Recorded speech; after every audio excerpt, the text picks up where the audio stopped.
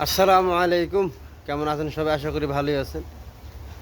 তো আপনারা যারা আমার প্রতিনিয়ত ভিডিওগুলো দেখেন তারা হয়তো বা জানেন যে আমি যে সৌদি আরব যে খামারে কাজ করতেছি, এই খামারটাতে গরুর মৃত্যুর হার কীরকম, আসলে এটার কারণ কি সেটা একটু ভাবার বিষয়। তো আপনাদের সঙ্গে আলোচনা করব এই বিষয় নিয়ে, আসলে কি কারণে এত ক্ষতি হয়। হ্যাঁ, আপনারা যারা নতুন আছেন, ভিডিওগুলো দেখেননি, তো তারা চাইলে আমার এই ইউটিউব চ্যানেলটি ঘুরে আসতে পারেন। হ্যাঁ, অনেক কয়েকটা ভিডিও দেওয়া আছে গরু মরার ব্যাপার নিয়ে। আর আপনি যদি নতুন হয়ে থাকেন চ্যানেলটি সাবস্ক্রাইব করে দিন, আর যারা সাবস্ক্রাইব করে দিয়েছেন তাদেরকে অসংখ্য ধন্যবাদ। এবং ফেসবুক পেজ থেকে দেখলে পেজটি ফলো করে দিয়ে পাশেই থাকেন। ইনশাআল্লাহ সর্বদা চেষ্টা করব গরু খামার ভিত্তিক নতুন নতুন ভিডিও আপনাদেরকে উপহার দেওয়ার। তো এখানে মূল কাহিনী দেখেন, এত গরু মারার পিছনে কারণটা কি।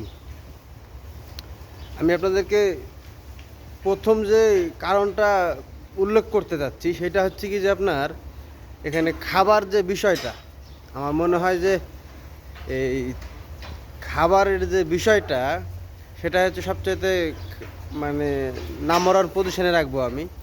কারণ আপনাদেরকে আমি পিছনে ক্যামেরা দেখাই।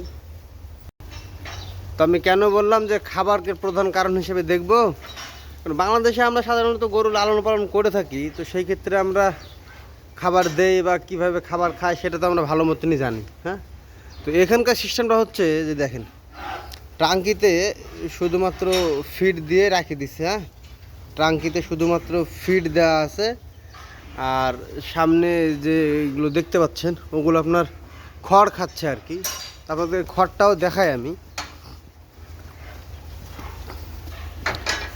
এই যে সামনে খড় খড় খাচ্ছে আর কি। হ্যাঁ, তো এই যে এগুলো সম্পূর্ণ কিন্তু বকনা বাছুর, এগুলো সম্পূর্ণ বকনা বাছুর। আর এদের খাবার আইটেমই হচ্ছে এই সামনে যে খড় দেখতে পাচ্ছেন আপনারা, এই খড় আর ট্রাঙ্কিতে যে ফিডটা দেখলেন সেই ফিডটা। এখন মূল কাহিনীতে আসি। এই যে ফিডটা আপনারা দেখতে পাচ্ছেন ট্রাঙ্কিতে, এটা কিন্তু এই বকুন বাছুর সামনে 24 ঘন্টায় থাকে। মানে কোনো একটা সময় এরকম নাই যে আপনার ফাঁকা। তাহলে এই জিনিসটা তো আপনার এমনভাবে লালন পালন হচ্ছে বাংলাদেশে যেমনভাবে আপনার ব্রয়লার মুরগিগুলো লালন পালন করা হয়, ঠিক কিনা বলেন? আর আপনার সাধারণত দেখবেন যে ব্রয়লার মুরগি যেভাবে লালন পালন করা হয়, ওর ফলে ওগুলো আপনার মানে বাচ্চার যে ধারণ ক্ষমতা ওইটা কিন্তু খুবই কম।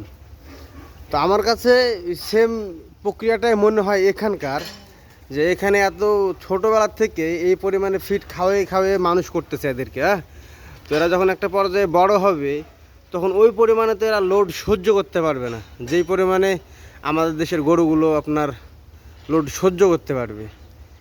এইটা যদি আপনাদের দ্বিমত থেকে থাকে তাহলে আমার কমেন্ট বক্সে অবশ্যই কমেন্ট করে জানাবেন।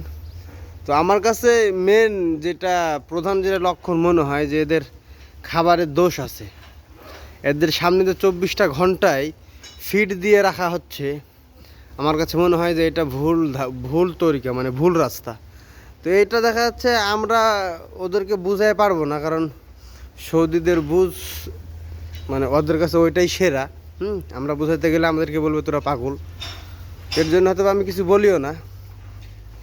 আপনারা দেখেন কীভাবে ফিডগুলো খাচ্ছে। হ্যাঁ, আর এই 24টা ঘন্টায় যখন একটা গরু ফিড খাবে তার ভিতরে কি হতে পারে বা সে কীরকমভাবে ভিতর থেকে জিনিসটা রেডি হচ্ছে আপনি কল্পনা করে দেখেন। সম্পূর্ণ ব্রয়লার মুরগি, যেটা পোলট্রি মুরগির সিস্টেম, সেই সিস্টেমেই তৈরি হচ্ছে এই বকনা বাছুরগুলো।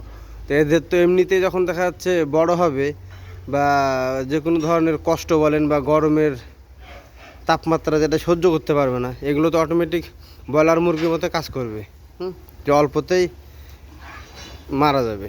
তো আমার কাছে এটাই ছিল মেন লক্ষ্য। আপনাদের কাছে কি মনে হয় জানাবেন। আর ভিডিওটি যদি ভালো লাগে পেজটি ফলো করে দিন। ইনশাআল্লাহ নিত্য নতুন ভিডিও আপনাদেরকে উপহার দেব।